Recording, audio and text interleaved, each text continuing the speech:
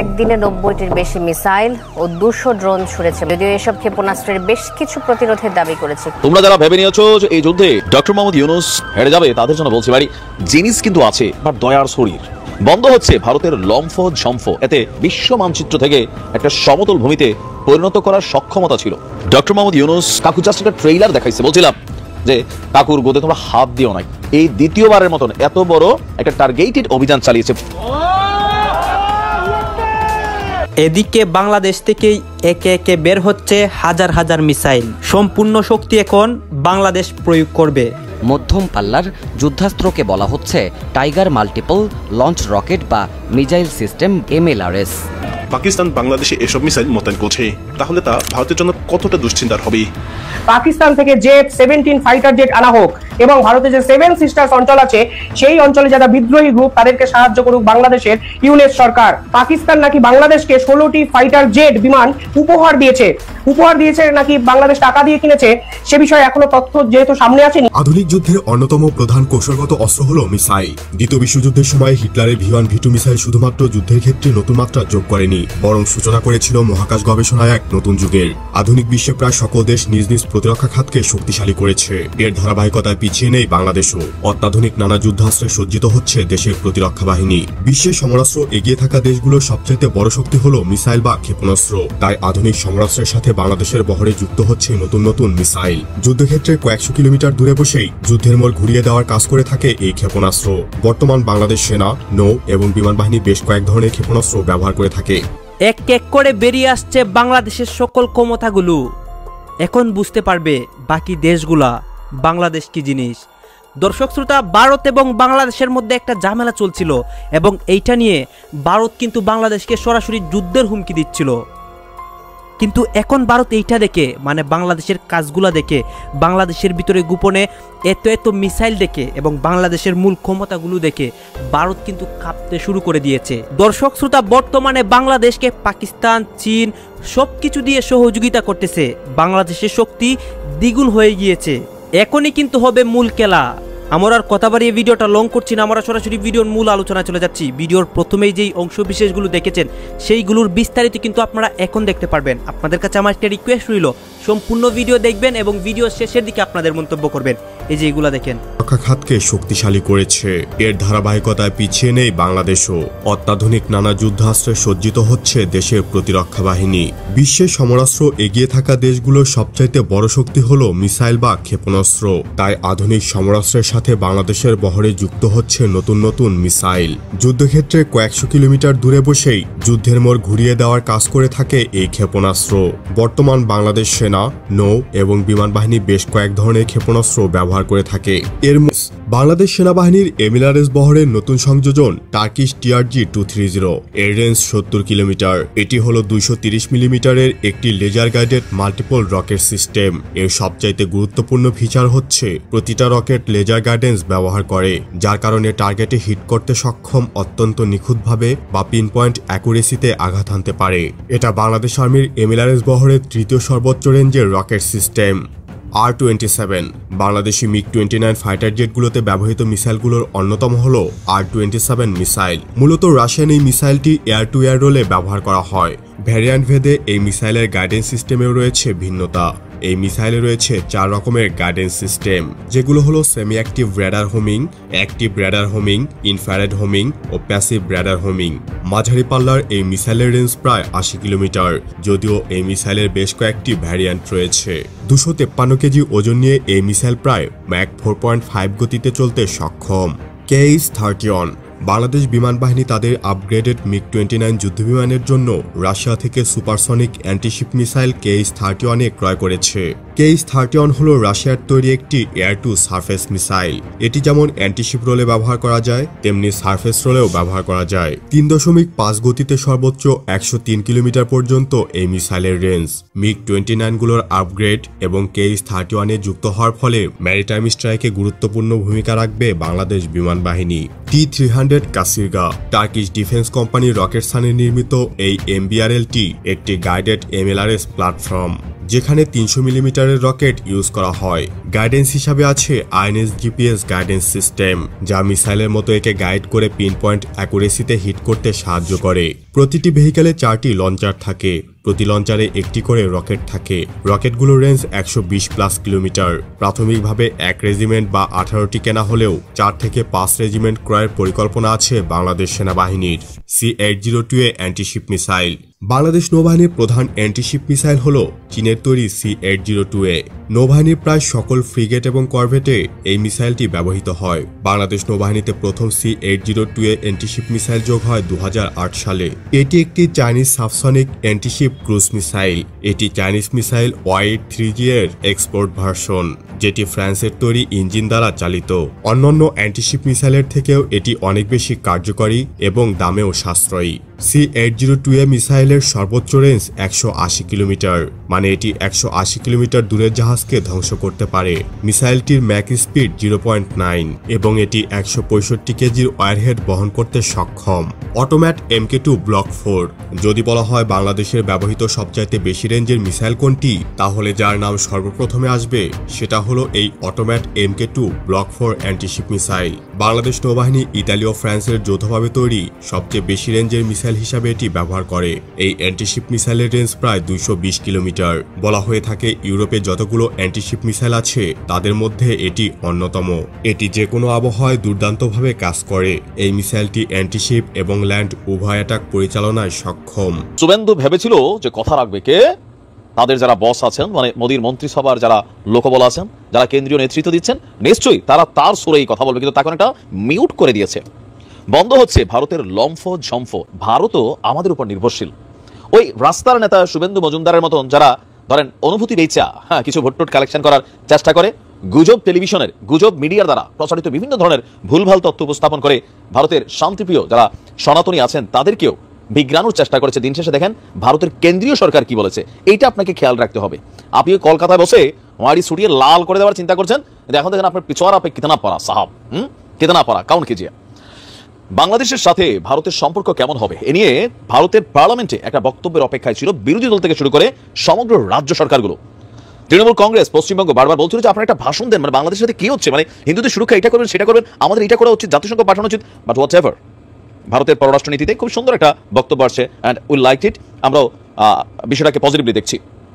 ভারতের পররাষ্ট্রমন্ত্রী, কেন্দ্রীয় পররাষ্ট্রমন্ত্রী জয়শঙ্কর, তিনি বলছেন বাংলাদেশে সংখ্যালঘুদের প্রতি আচরণ ভারতের জন্য উদ্বেগের এবং নয়াদিল্লি আশা করে বাংলাদেশ নিজ স্বার্থেই তাদের নিরাপত্তার জন্য ব্যবস্থা নেবে। শব্দগুলো খেয়াল করেন, শব্দগুলো খুবই গুরুত্বপূর্ণ। যে ভারতে মানে বাংলাদেশের সংখ্যালঘুদের প্রতি আচরণ ভারতের জন্য উদ্বেগের, এটা তাদের পলিটিক্যাল পয়েন্ট অফ ভিউতে তারা বলবে। বিশ্বের যেখানেই কোনো হিন্দুদের সাথে যখন কোনো ঝামেলা হবে এটা বলবে, ইস্যু যাই থাকুক। এরপরে বলছে কি, তাদের শুভেন্দু মজুমদার থেকে শুরু করে অনেকগুলা উগ্রবাদী সংগঠন যারা বলছিল সীমান্ত খুলে দিন চলে যায়, কেউ বলছিল সীমান্ত ব্যারিকেড করতে হবে, এটা বন্ধ করতে হবে, সেইটা বন্ধ করতে হবে, বাংলাদেশ না খেয়ে মরবে, এই যে বক্তব্যগুলো সেগুলোকে কাউন্টার করে কি বলছে যে এটা বাংলাদেশের আভ্যন্তরীণ নিজস্ব ব্যাপার। আমরা বরাবর এটাই বলে আসছিলাম যে বাংলাদেশে কি হবে না হবে, বাংলাদেশের জনগণের নিরাপত্তা কি দিবে না দিবে, এটা একান্তই আমাদের দেশের ব্যক্তিগত ইস্যু। এই যে আপনাদের দেশে যে এখনো প্রতিনিয়ত মসজিদ ভাঙা হচ্ছে সেটা নিয়ে আমরা কথা বলছি ওই লেভেলে বলছি না, কারণ এখানে ভারতে বসবাসকারী মুসলিমরা কথা বলবে, it's not our concern, but sometimes আমরা হয়তো টুকিটাকি বলি। লোকসভার প্রশ্নোত্তর পর্বে আপনার এই বক্তব্য দিয়ে তিনি বলছেন যে কংগ্রেসকে সংসদ সদস্য মনীষ তিওয়ারির এক প্রশ্নের জবাবে তিনি বলছেন যে ভারত আশা করে বাংলাদেশের নতুন সরকার পারস্পরিক লাভজনক এবং স্থিতিশীল সম্পর্কের দিকে এগিয়ে যাবে। রাইট। এরপর বলছে আমরা আমাদের উদ্বেগের বিষয়টি তাদের দৃষ্টি আকর্ষণ করছি। বাংলাদেশের সংখ্যালঘুদের প্রতি যা ঘটছে আমাদের প্রত্যাশা বাংলাদেশ তার নিজ স্বার্থেই সংখ্যালঘুদের সুরক্ষার জন্য ব্যবস্থা নেবে। বাংলাদেশি উন্নয়ন প্রকল্পে ভারতের একটি ভালো অতীত রয়েছে উল্লেখ করে তিনি বলছেন প্রতিবেশী প্রথম। এই নীতির অর্থ হলো পাকিস্তান ও চীন বাদে প্রায় প্রতিটি প্রতিবেশী দেশেই আমাদের গুরুত্বপূর্ণ উন্নয়ন প্রকল্প রয়েছে এবং বাংলাদেশের ক্ষেত্রে সেটা একটা বিশাল আকার। বাংলাদেশের সাথে ভারতের বিভিন্ন উন্নয়নমূলক কর্মকাণ্ডের অংশীদারিত্ব রয়েছে জানি জয়শঙ্কর বলছেন এই সম্পর্কের ক্ষেত্রে উভয় পক্ষকে পরিপক্ক আচরণ করা জরুরি। আমরা এটাই বলছি, আমাদের প্রতিবেশী দেশেরও নিজস্ব রাজনীতি আছে, সেখানে উত্থান হবে পতন হবে, এটা স্বাভাবিক। তবে আমাদের লক্ষ্য স্থিতিশীলতা নিশ্চিত করা এবং সহযোগিতা বাড়ানো। হোয়াট এ স্পিচ বস। আমি ধন্যবাদ জানাই পলিটিশিয়ান, ইটস কল পলিটিশিয়ান। আমজনতা যেভাবে লাফায়, যেভাবে ঝাঁপায়, দেখেন কেন্দ্রের রাজনীতি যারা করে তারা বুঝের রাজনীতি করে। এখানে এই স্বল্প ভাষণে অনেক কিছু উত্তর দিয়ে দিয়েছেন। এটা বাংলাদেশের আভ্যন্তরীণ বিষয়। আমরা বরাবর বলছি যে আপনারা আমাদের আভ্যন্তরীণ ইস্যুতে হস্তক্ষেপ করবেন না, বিশেষ করে কারা হস্তক্ষেপ করছে। এই ইস্যুটাকে নিয়ে যারা রাজনীতি করতে চায়, এই ইস্যুটাকে নিয়ে যারা মিডিয়ার ভিউ বাড়াইতে চায়, এই ইস্যুটাকে নিয়ে ধর্মপ্রিয় চ্যানেল হিসেবে নিজেদেরকে যারা জাহির করতে চায়, এই যে বাংলাদেশের চঞ্চল চৌধুরীকে নাকি গৃহবন্দী করে রাখা হয়েছে, ভারতের মিডিয়ার নিউজ দেখছেন, চঞ্চল চৌধুরী নিজে বিষয় নিয়ে হাহারিয়ে দিয়েছেন। এই হচ্ছে ভারতের মিডিয়ার অবস্থা। তবে আমরা ধন্যবাদ জানাই ভারতের পক্ষ থেকে এই ধরনের পজিটিভ একটা মনোভাব আসার জন্য। এটাই হবে।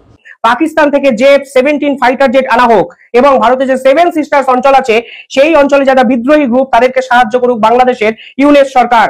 এই একাধিক ঘটনার পর পাকিস্তানপন্থী মনোভাব যে বাংলাদেশের বাড়ছিল তা কিন্তু বোঝা যায়। কালকে এক ভয়ানক খবর আমাদের সামনে আসে, দেখা যায় পাকিস্তান নাকি বাংলাদেশকে 16টি ফাইটার জেট বিমান উপহার দিয়েছে নাকি বাংলাদেশ টাকা দিয়ে কিনেছে, সে বিষয়ে এখনো তথ্য যেহেতু সামনে আসেনি, ধরে নেওয়া যায় পাকিস্তান বাংলাদেশকে এই বিমানগুলোকে উপহার স্বরূপ দিয়েছে। এবার বাংলাদেশের সামনে এমন কি যুদ্ধ আছে যার জন্য পাকিস্তানের মতো একটা দেশ থেকে বিমান কিনতে হবে বা আনতে হবে, সেটাই একটা বড় প্রশ্ন চিহ্নের মধ্যে কিন্তু পড়ে যায়। ধাপে ধাপে পাকিস্তান এবং বাংলাদেশের যে সম্পর্ক আরো ঘনিষ্ঠ লেভেলে চলে যায়, তা কিন্তু একাধিক চুক্তি মারফত বা একাধিক বিভিন্ন ঘটনায় কিন্তু আমরা বুঝতে পারি। আমি 4 থেকে 5টা ঘটনা শুধু আপনাদের একটু মনে করিয়ে দিতে চাই। কিছুদিন আগে আপনারা দেখবেন এই J-17 এক অধ্যাপক পাকিস্তানকে বন্ধুত্বের বার্তা দিয়েছিলেন। তিনি আরো বলেছিলেন যে 71-এ মুক্তিযুদ্ধের সময় যা হয়েছিল সেই ইতিহাসকে ভুলে গিয়ে আমরা পাকিস্তানের সঙ্গে বন্ধুত্বপূর্ণ সম্পর্ক তৈরি করতে চাই। পাকিস্তানের সঙ্গে একাধিক ডিল করার পাশাপাশি পাকিস্তানের পক্ষ থেকে একটি বার্তা এসেছে কিছুদিন আগে, যেখানে তারা বলেছে, বাংলাদেশি ভাই তোমাদের আমরা পরমাণু বোমা তুলে দেবো। প্রথম কথা, যে বক্তৃতা দিয়েছে সে পাকিস্তানের কোন পোস্টে আছে আমি জানি না, কিন্তু পরমাণু বোমা বাংলাদেশকে কেন পাকিস্তান হঠাৎ করে তুলে দিতে যাবে তা হয়তো আপনারা খুব সহজেই বুঝতে পারছেন। অর্থাৎ পাকিস্তান এবং বাংলাদেশের একমুখী নিশানায় কিন্তু পড়েছিল ভারতবর্ষ, তা কিন্তু আন্তর্জাতিক বিশেষজ্ঞরা বুঝতে শুরু করে দেন। কালকে বিমান পরিষেবা চালু হয়েছে পাকিস্তানের সাথে বাংলাদেশের, কালকে অফিসিয়ালি এটা চালু হয়েছে, 2-3 দিন আগে ঘোষণা হয়ে গেছিল। বিমান পরিষেবা হঠাৎ করে করাচির সঙ্গে বাংলাদেশে কেন চালু হলো সেই বিষয়ে উত্তর মোহাম্মদ ইউনূসের কাছে নেই। মোহাম্মদ ইউনূস কালকে এসে করে দিয়েছেন পাকিস্তানের সঙ্গে ভিসার এই পুরো ব্যবস্থাটা অত্যন্ত শিথিল এবং সহজ। অর্থাৎ এখন বিমানে চড়ে যে কোনো পাকিস্তানি খুব সহজেই বাংলাদেশের অ্যাক্সেস পেয়ে যাবে, আর বাংলাদেশের অ্যাক্সেস পেয়ে যাওয়া মানে ভারতের সুরক্ষার অ্যাক্সেস পেয়ে যাওয়া। আর সেখানে বিজেপি যেভাবে পাকিস্তানপন্থী হয়ে গেছে, তারা ভারতের অনুপ্রবেশকারী করে এদেরকে ভারতকে অশান্ত করার পরিকল্পনা কিন্তু করতে পারে, তা কিন্তু ভারতের ইন্টেলিজেন্সের রিপোর্ট বলছে। আর এখানেই কিন্তু ভারতবর্ষের কাছে সব থেকে বড় চ্যালেঞ্জ, এটা হয়তো আপনারা অনেকেই বুঝতে পারছেন। না কিছু ঘটনা না, হাজার হাজার মন্দির ভাঙা হচ্ছে আমরা মিডিয়াতে দেখছি। এগুলোকে আমরা বাজে কথা বলছি, কারণ আন্তর্জাতিক মিডিয়া ঢাকাতে উপস্থিত আছে।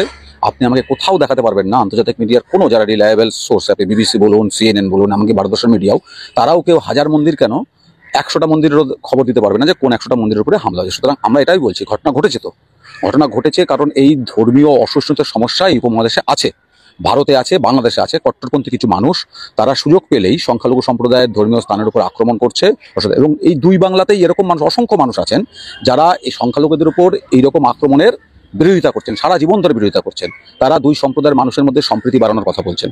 এবার আপনি যার কথা নাম বললেন শুভেন্দু অধিকারী, আপনাকে ওকে যদি একটা সহজ প্রশ্ন করা যায়, শুভেন্দুকে যদি আপনি যদি একটা সহজ প্রশ্ন করেন যে অত্যন্ত ঠিক কথা যে পৃথিবীর যে প্রান্তেই সংখ্যালঘু মানুষের উপর আক্রমণ যদি হয় সেটাকে অবশ্যই প্রতিবাদ করা উচিত, নিন্দা করা উচিত। বাংলাদেশে হলে তারও আমাদের ঘরের কাছে করা উচিত, কিন্তু তার মানে কি এটা যে ভারতবর্ষে সংখ্যালঘুদের উপর আক্রমণ হলে তাকে আরো হাততালি দেওয়া উচিত, বরং ভারতবর্ষের সংখ্যালঘু মানুষের উপর আক্রমণকে সংগঠিত করা উচিত? এই প্রশ্ন জবাব তো শুভেন্দু অধিকারীকে দিতে হবে যে ভারতবর্ষের যদি মণিপুরে দুই সম্প্রদায়ের মধ্যে আরেক সম্প্রদায়ের উপরে সংখ্যালঘু মানুষের উপর যদি আক্রমণ 1 বছরের উপর ধরে চলছে, শুভেন্দু অধিকারী সে বিষয়ে কি বলছেন?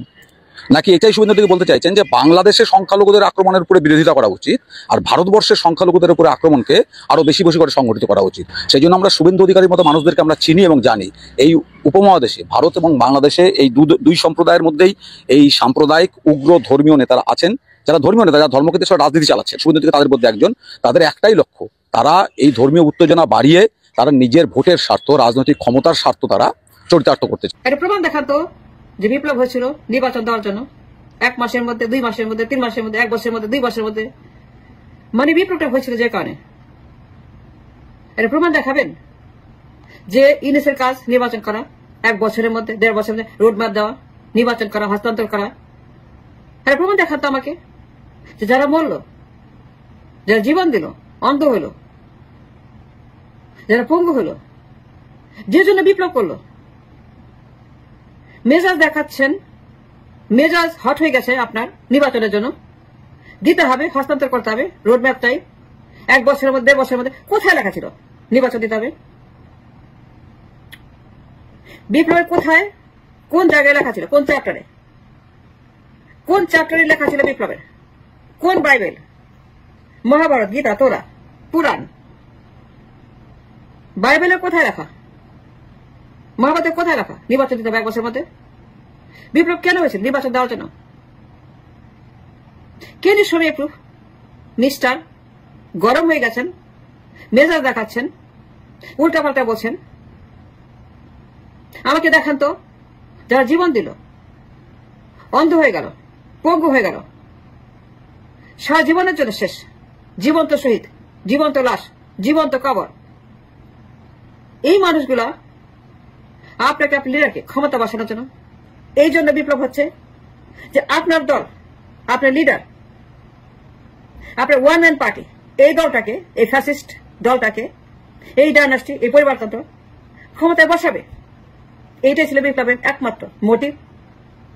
আপনি নির্বাচন যে চান, প্রমাণ দেন তো যে বিপ্লব যখন হয়েছিল এবং যারাই করেছিল এবং জীবন দিয়েছিল, ত্যাগ স্বীকার করেছিল, তার সর্বোচ্চ ত্যাগ করেছিল, তার অন্ধ হয়ে গেছে, পঙ্গু হয়ে গেছে, অর্ধেক মুখ নাই, অর্ধেক মাথা নাই, হাত নাই, পা নাই, একটা চোখ নাই, 2টা চোখ নাই, মাথার অর্ধেক নাই, খুলির পুরাটাই নেই, খুলির পুরাটাই নেই, এইরকম যারা ত্যাগ স্বীকার করলো, তারা বলেছিল যে আমরা অমুক লিডারকে ক্ষমতায় দেখতে চাই, তাকে আনতে হবে দেশে, নির্বাচন দিতে হবে এবং তাকে ক্ষমতা বসাতে হবে, রাজা বানাইতে হবে। আমাকে দেখান তো যে ইউনুসকে তারা এই জন্য ক্ষমতা বসাছিল।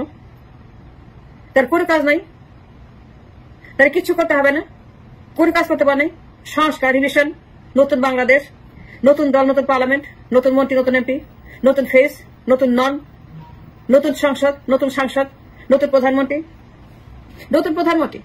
নতুন দল, নতুন স্পিরিট, নতুন ব্লাড, নতুন আত্মা, পার্লামেন্টে নতুন নতুন দল, মত, মানুষ। বলেন তো আমাকে যে তারা নতুন বাংলাদেশ, সংস্কার, বিনির্মাণ, বিনিয়োগ, রাষ্ট্রকে পুনর্নির্মাণ করার জন্য, পুনর্জন্ম দেওয়ার জন্য, নতুন বাংলাদেশ দেখার জন্য, নতুন দল, নতুন সরকার, নতুন ফেস, নতুন মন্ত্রী, এমপি, প্রধানমন্ত্রী, আগের মতো না, এ ব্র্যান্ড নিউ বাংলাদেশ, এ brand new government, brand new দল। এইগুলোর জন্য জনগণ পুরীতে সামরিক মহড়া চালায় দেশটি। এরপর বঙ্গোপসাগর থেকে জেলেসহ মাছ ধরার ট্রলার ধরে নিয়ে গেছে ভারতের কোস্টগার্ড। এবার আরও ভয়ঙ্কর বিপদ বাংলাদেশের সামনে। পতনের মুখে পড়েছে প্রতিবেশী দেশ মিয়ানমারের জান্তা সরকারও। দেশটির রাখাইন প্রদেশের প্রায় সবগুলো গুরুত্বপূর্ণ শহরই এখন আরাকান আর্মির দখলে। তবে বাংলাদেশের কপালে চিন্তার ভাঁজ ফেলে দেশের সীমান্তবর্তী মংডু শহরের শেষ সেনাঘাঁটিও দখলে নিয়েছে বিদ্রোহীরা। মংডু জান্তার হাতছাড়া হয়ে যাওয়ার কারণে বাংলাদেশ মিয়ানমারের প্রায় 350 কিলোমিটার চলে গেল আরাকান আর্মির নিয়ন্ত্রণে। সেখানকার সেনা ঘাঁটি দখলের সময় বন্দী করা হয়েছে ফাঁড়ির কমান্ডার ব্রিগেডিয়ার জেনারেল থুরেইন তুনকে। শহরটির শেষ সেনাঘাঁটি দখলের মাধ্যমে বাংলাদেশের কক্সবাজার লাগোয়া মিয়ানমারের রাখাইন প্রদেশের সম্পূর্ণ এলাকা নিয়ন্ত্রণে নিল সশস্ত্র বাহিনী। এরই মধ্যে বাংলাদেশের ওপর নেতিবাচক প্রভাবও পড়তে শুরু করেছে। নাফ নদীর ওপরে যে কোনো ধরনের পরিবহন বন্ধ রাখার নির্দেশ দিয়েছে আরাকান আর্মি। এমনকি সরকারের সেনাবাহিনীর সঙ্গে যুক্ত পুলিশ এবং স্থানীয় মুসলিমরা নৌকায় করে বাংলাদেশে পালানোর চেষ্টা করায় এমন নির্দেশ দেওয়া হয়েছে বলে জানিয়েছে তারা। আরাকান আর্মির মংডু দখলের পর দুশ্চিন্তার কালো মেঘ আকাশে উঠছে বাংলাদেশের। আরাকান আর্মির এমন সিদ্ধান্তে এরই মধ্যে সমস্যায় পড়ে গেছে বাংলাদেশের জেলেরা। এমনিতেই 2017 সাল থেকে প্রায় 12 লাখ রোহিঙ্গার ভার বইছে বাংলাদেশ। মিয়ানমারের রাখাইন রাজ্যে মূলত বসবাস করে মুসলিম রোহিঙ্গারা। সেই রাজ্যই এখন সশস্ত্র আরাকান আর্মির দখলে। এর ফলে বর্তমানে সংকটজনক পরিস্থিতিতে বাংলাদেশে আবারও নামতে পারে রোহিঙ্গাদের ঢল।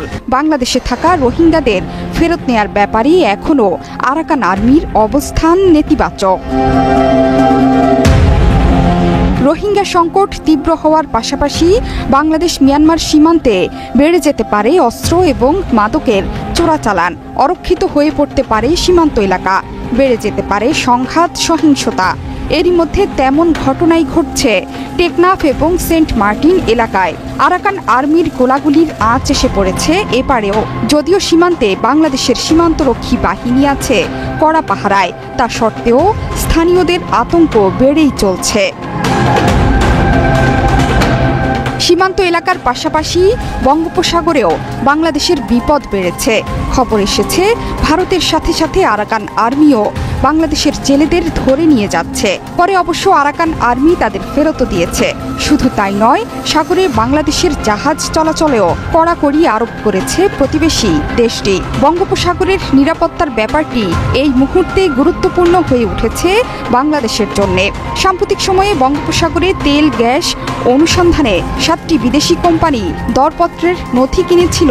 শুরুতে আরও প্রতিযোগিতামূলক করতে 3 মাস সময় বাড়ানো হয়, তবে শেষ পর্যন্ত কোনো বিদেশি কোম্পানি আসেনি। বিদেশিরা না আসার পেছনে দেশের চলমান রাজনৈতিক সংকট এবং সাগরে নিরাপত্তা সংকটের বিষয়টি মুখ্য ভূমিকা রাখতে পারে বলে ধারণা করা হচ্ছে। এত শক্তিশালী বিদ্রোহী গোষ্ঠী আরাকান আর্মি কারা? 2009 সালে এই বিদ্রোহী গোষ্ঠী তৈরি করেন এবং নেতৃত্ব দেন ছাত্রনেতা তোয়ান মারদ নাইয়ং। জনজাতি বাহিনী প্রথমে জেড খনিতে কাজ করা পুরুষদের যোদ্ধা হিসেবে নিয়োগ করে। উত্তর মিয়ানমারের বিদ্রোহী গোষ্ঠী কাচিন ইন্ডিপেন্ডেন্স আর্মির কাছে বেশ কিছুটা সময় আশ্রয় নিয়েছিল তারা। মিয়ানমার জুড়ে চলা গৃহযুদ্ধের কেন্দ্রবিন্দুতে পরিণত হয়েছে রাখাইন। বিদ্রোহীদের হামলার জেরে ইতিমধ্যেই সে দেশের অর্ধেকের বেশি এলাকা সরকারি সেনার হাতছাড়া হয়ে গেছে। এরই মধ্যে মংডু দখলের পরই সেই দেশে জান্তার টিকে থাকা নিয়ে প্রশ্ন তৈরি হয়েছে। ডোনাল্ড ট্রাম্প মানে বিনোদন, ডোনাল্ড ট্রাম্প মানে ঘাড়তেরা, ডোনাল্ড ট্রাম্প মানে ব্লা ব্লা ব্লা। নির্বাচনের কয়েকদিন আগেও ডোনাল্ড ট্রাম্প যে কি পরিমাণ রাজনীতি জানেন, আস্তে আস্তে এটা এখন বোঝা যাচ্ছে। নির্বাচনের কয়েক সপ্তাহ আগে বেশ কয়েকটা আন্তর্জাতিক গণমাধ্যমকে দেওয়া সাক্ষাৎকারে ট্রাম্প বলছিলেন ভারত সম্পর্কে কথা, ট্রাম্প বলছিলেন মোদি সম্পর্কে কথা, যে মোদি একজন ভালো মানুষ, তিনি একজন ভালো বাবা, ভারতের সাথে তার অন্যরকম সম্পর্ক। ইভেন ডোনাল্ড ট্রাম্পকে বিজয়ী করার জন্য ভারতের এই বিজেপি সরকার যথেষ্ট পরিমাণ এফোর্ট রেখেছে। নির্বাচনের আগ মুহূর্তে ডোনাল্ড ট্রাম্প সেখানে ইস্কন বলেন, সনাতনীদের বিভিন্ন অনুষ্ঠান বলেন, সেখানে বিভিন্ন ধরনের অবদান রেখেছে। পাশাপাশি বাংলাদেশ ইস্যুতেও একটা টুইট করেছিল।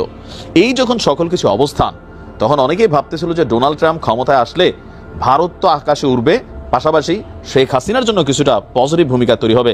কিন্তু বাস্তবিক প্রেক্ষাপট কি ঘটছে জানেন? প্রায় 15 লক্ষ বলা হচ্ছে বা 16 লক্ষ ভারতীয় আমেরিকার নাগরিকত্ব হারাতে পারে। এর পাশাপাশি প্রথম ধাপেই 18,000 ভারতীয়র কপাল পড়ছে। কারণ ডোনাল্ড ট্রাম্পের ক্ষমতায় যাওয়ার পেছনের প্রধান একটা এথিক্স ছিল তার দেশের জনগণ যেটা পছন্দ করেছে, অভিবাসী। ধরেন এই যে আমরা পৃথিবীর বিভিন্ন প্রান্ত থেকে সবাই আমেরিকা যাচ্ছি, সাগরে চড়া, স্পাউস ভিসা, স্টুডেন্ট ভিসা, যেভাবে যাচ্ছে সেখানে ডেভেলপমেন্ট সেটা জরুরি। দীর্ঘদিন থেকে যে একটা মানে রাজনীতি বলতে যা বোঝানো হয়, যে রাজনৈতিক পরিমণ্ডলে আমাদের দেশের দুটো বড় দল অপারেট করেছে, সেই পরিমণ্ডলে রাজনীতি তারা যেভাবে করেছেন সেটা একটা সংস্কৃতির পার্ট হয়ে গেছে। খুব দ্রুত মুক্তি হবে না, কিন্তু মুক্তি হতে হবে আমাদের একটা স্পষ্ট পরিবর্তন আসলে দেখতে হবে। এবং বিএনপির মধ্য এবং তৃণমূলের নেতারা বা সর্বোচ্চ নেতারা কেউ আমরা এভাবে বলবো, যদি এই পরিবর্তনটা ধরতে না পারেন তাহলে এটা খুবই মর্মান্তিক এবং সেটা তাদেরকে রাজনীতিতে অপ্রাসঙ্গিক করে তোলার পরিস্থিতি তৈরি করবে, তাদের বোঝা দরকার। ঘটনা হচ্ছে গতকাল ঢাকা নারায়ণগঞ্জের মধ্যে চলাচলকারী একটা বাসে একজন বিএনপি নেতা উঠেছিলেন। সেখানে একটা পর্যায়ে বাস ড্রাইভারের সাথে তার বেশ কিছু বিবাদ হয়, ঝগড়াঝাটি হয় এবং একটা জায়গায় গিয়ে তিনি তার লোকজনকে ওখানে উপস্থিত থাকতে বলেন, বিএনপি নেতার কথা বলছি। পরে সেখানে বাস থামিয়ে ড্রাইভারকে পেটানো হয়। শুধু সেটা না, বয়ান মতে এরকম পিটিয়ে কার্ড দিয়েছেন যে এটা আমি, মানে এবং তথ্য কথাবার্তা আছে যে কে পিটিয়েছে যেন দেখানো হয়। দ্যাট মিনস উনি ওনার, আমরা শাহজাহান নোমরের হ্যাডাম শব্দটা বলি না, উনি একটু হ্যাডাম দেখিয়েছেন, কোনো সন্দেহ নেই। সো আমরা এই পর্যন্ত ছিল। কিন্তু এই জিনিসটা আসলে প্রকাশ্যে আসলো যে কারণে, সেটা নিয়েও আমাদের কিছু আলোচনা আছে, কথা আছে।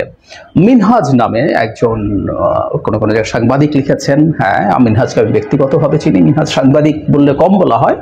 মিনহাজ অত্যন্ত গুরুত্বপূর্ণ, অতি গুরুত্বপূর্ণ একটা কাজ করেন।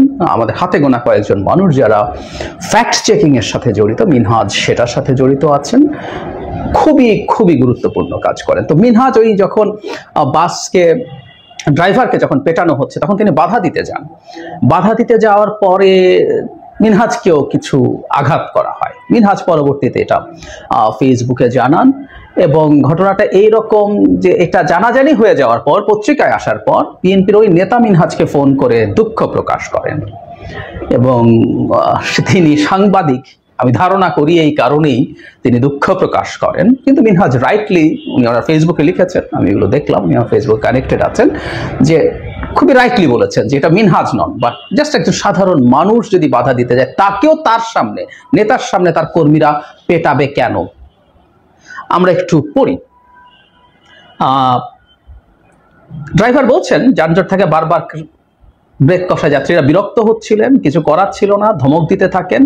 তারপরে যখন ওই যে একটা জায়গায় দেখে নেওয়ার হুমকি দেন, গাড়ি ভাঙচুর করে, আমাকে মারধর করে, আমি হাতে পায়ে ধরে ক্ষমা চাইলে আমাকে ছেড়ে দেয়, যাওয়ার আগে তার একটি ভিজিটিং কার্ডও আমাকে ধরিয়ে দেন। যিনি নেতার অনুসারীরা তাকে পিটিয়েছেন, ওই যে মিনহাজ আমানের কথা। আমান বলছেন যে যাত্রীরা বিরক্ত ছিল, সব যাত্রীরাই বিরক্ত ছিল, এবং মিনহাজ তার ফেসবুকে লিখেছেন ড্রাইভার আসলেও মিসবিহেভ করছিল, এটাও ভুল না। এখানে যিনি পিটিয়েছেন ইকবাল হোসেন, তিনি, আমি রিল স্টার থেকে পড়ছি, এখানে পারে অন্য একটি গণমাধ্যম তারা উল্লেখ করেনি, সেখানে বলছেন গাড়ি চালক খুব বাজেভাবে গাড়ি চালাচ্ছিল, আমি তাকে সাবধান করা, সে আমাকে বলে আপনি এসে গাড়ি চালান। আমি সানার পাড়ে গিয়ে ব্যবস্থা নেওয়ার কথা বলে চালক জবাব দেয়, এমন ফাপড় অনেকেই দেয়। আমি তখন ফোনে আমার লোকজনকে সানার পাড় থাকতে বলি, ভাবনা ছিল চালককে কান ধরে উঠবস করিয়ে ছেড়ে দেব। আমি কিছু করার আগে আমার লোকজন চালককে মারধর করে, তখন চালক নিজে না পরিচয় দিচ্ছিল, তখন আমি আমার ভিজিটিং কার্ড দিয়ে পরিচয় দিয়েছি। ওই গণমাধ্যমকে তিনি আরো বলেন ভুলবশত তার লোকজন একজন যাত্রীর গায়ে হাত দিয়েছেন, বিষয়টির জন্য তিনি ওই যাত্রীর কাছে ক্ষমা চেয়েছেন। যেমন এখানেই অলরেডি আছে যে বাসগুলো চলছে, এগুলো অলরেডি বিএনপির নেতাদের নিয়ন্ত্রণে চলে গেছে। আমরা সেই প্রসঙ্গে পরে আসছি। আমরা যারা ইকবাল, বিএনপি নেতা যিনি এই কাজটার সাথে জড়িত, তার ব্যাখ্যা খেয়াল করি। তিনি ক্ষুব্ধ হয়েছেন, তিনি তারা লোক থাকতে বলেছেন এবং উনি ভেবেছিলেন ওনার ভাষা মতে ড্রাইভারকে কান ধরে উঠবস করে ছাড়িয়ে দেবেন, কিন্তু তার লোকজন ড্রাইভারকে পেটানো শুরু করে। আচ্ছা, আমরা এমনি ভাবি উনি যদি সত্যি কান ধরে উঠবস করাতে চান, উনি কি এটা পারেন?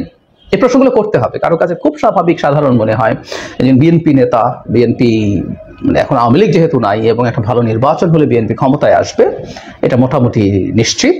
সো বিএনপি প্রায় ক্ষমতায় চলে এসছে ধরনের ধারণা আছে। সুতরাং উনি কান ধরে উঠবস করাতেই পারেন যে কাউকে। উনি আইন, উনি মানেই আইন, উনি ডিসাইড করবেন উনি ঠিক করছেন কি করেননি, তাই তো ব্যাপারটা? না, সরি, একটা রাষ্ট্র এভাবে চলে না। আর ওনার সামনে পেটানো হয়েছে, সেটা উনি চুপ করেছিলেন, বাস ভেঙেছে, ওনার সায় না থাকলে এটা আসলে হতে পারে না, হয়েছে। ঘটনা ঘটে গেছে আসলে ওই সেই যাত্রী ঘটনা চক্রে মিনহাজ হওয়াতে এটা ছড়িয়ে পড়লো। আমরা এভাবে চিন্তা করি তো খুব সাধারণ একজন যাত্রী যদি হয়ে থাকতেন, যিনি এভাবে, যার সাথে বহু মানুষের কানেকশন নেই, তিনি সোশ্যাল মিডিয়াতেও তেমন কেউ নন, বা একজন গরিব মানুষ যার অবস্থা আরো খারাপ, তিনি সোশ্যাল মিডিয়াতে নেইও, হয়তো তিনি প্রতিবাদ করেছিলেন যে আপনি তো ড্রাইভারকে পিটিয়ে ঠিক করছেন না, বাস ভেঙে ঠিক করছেন না। তাকে পেটানো হলে কি হতো? কিচ্ছু হতো না, আমাদের সামনে আসতো না। আমরা এটাকে কি হিসাবে দেখতে চাই? মানে অ্যাগেইন, মানে কোথাও না কোথাও কারো পাওয়ার আছে, মিনহাজেরও পাওয়ার আছে, তার সোশ্যাল ক্যাপিটাল আছে। মিনহাজ গুরুত্বপূর্ণ কাজ করেন, গুরুত্বপূর্ণ কাজ করে আরো মানুষদের সাথে মিনহাজের যোগাযোগ আছে। সুতরাং মিনহাজ যেহেতু তার সক্ষমতা আছে, পাওয়ার আছে, শক্তি আছে, কিছুটা হ্যাডাম আছে, তাই মিনহাজকে পেটালে সমস্যা হয়। একটা রাষ্ট্র কিন্তু সেরকম না। একটা রাষ্ট্র হচ্ছে ধনী, গরিব, বর্ণ, গন্ধ, সব রকম শ্রেণী নির্বিশেষে একটা মানুষ ইনসাফ পাবে, রাষ্ট্রের কাছে পাবে, আরেকজন নাগরিকও তাকে একইভাবে দেখবে। বিশেষ করে যারা রাজনীতি করেন তাদের এই কাজগুলো আরো বেশি দেখার কথা। তারা মানুষের কাছে যান, মানুষের কাছে ভোট চাইবেন, তাদের আচরণে অন্তত এই জিনিসটা দেখানো দরকার যে আপনারা সব মানুষকে একইভাবে ট্রিট করেন। ড্রাইভার হলে পিটিয়ে দেওয়া যায়, বা যাত্রী যদি যে কেউ হতো পিটিয়ে দেওয়া যায়, অন্য যাত্রী হলে ক্ষমা চাওয়া যাবে না, একজন সাংবাদিক হলে তাকে ক্ষমা চাওয়া যাবে। এই ব্যাপারগুলো এভাবে দেখা যাবে না। আমরা দেখেছি এরপর দেখলেন এখানে কি কথা হচ্ছে, ভারতকে নিয়ে কথা হচ্ছে এবং বাংলাদেশের শক্তি নিয়ে কথা হচ্ছে, বাংলাদেশের মূল যে পাওয়ার, অন্যদিকে পাকিস্তান বাংলাদেশকে সহযোগিতা করবে, বাংলাদেশের কি কি ক্ষমতা রয়েছে এবং বাংলাদেশ ওই যে ভারত যে একটা উস্কানিমূলক কথা বলতেছে বাংলাদেশকে নিয়ে বা যুদ্ধের জন্য ডাক দিচ্ছে, বাংলাদেশ কি কি সিদ্ধান্ত নিচ্ছে বা বাংলাদেশ কি কি প্রস্তুতি নিচ্ছে, এইসব নিয়ে কিন্তু এখানে অনেক কথা হয়েছে, আলোচনা হয়েছে, সমালোচনা হয়েছে। দর্শক শ্রোতা, এতক্ষণ আপনাদেরকে যা কিছু দেখিয়েছি সব কিছু কিন্তু আমরা সোশ্যাল মিডিয়া থেকে সংগ্রহ করেছি, এখানে আমাদের নিজস্ব কোনো মন্তব্য নেই। এইসব দেখে আপনাদের কি মনে হচ্ছে এবং আপনাদের মন্তব্য কি, এটা কিন্তু আপনারা অবশ্যই কমেন্ট বক্সে লিখে যাবেন। এবং আপনাদের কাছে আমার একটা রিকোয়েস্ট থাকবে, আমার চ্যানেলটি সাবস্ক্রাইব করবেন এবং পাশে থাকা বেল আইকনটি অবশ্যই বাজিয়ে যাবেন, যাতে করে নেক্সট ভিডিওটা সবার আগে আপনাদের কাছে পৌঁছায়।